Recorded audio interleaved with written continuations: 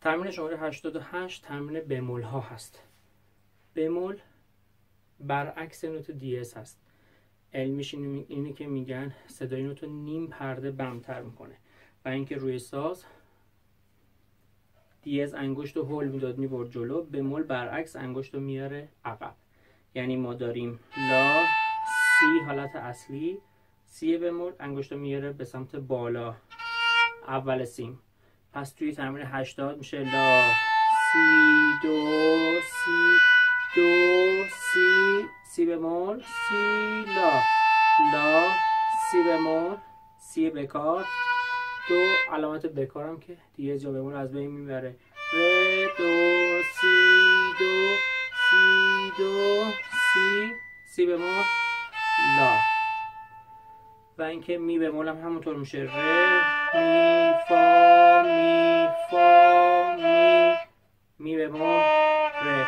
تمرین 89 هست. ره می بمول می بکار فا سول فا می فا می فا می. برای بمول حواستون باشه که دست بالا پایین نره، فقط خود انگشت هست که عقب میره یا خود انگشت هست که جلو میاد. دست رو به خاطر یه بمول یا یه دیез عقب یا جلو نبریم. میشه ره می بمول می اصلی بکار فا سول سول فا می، می بمول انگشت.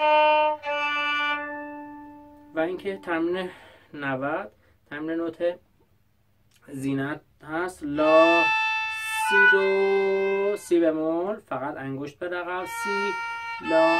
یعنی اگه بمول داشته باشیم میشه سی بمول دو فاصله، چون اینجوری بوده.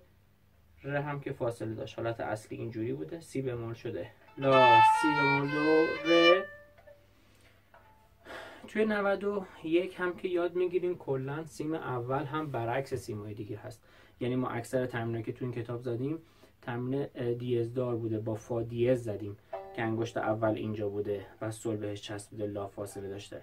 فا اگه دیез نباشه جاش اول سیمه، چون دیез شده، دیез انگشت آورده جلو.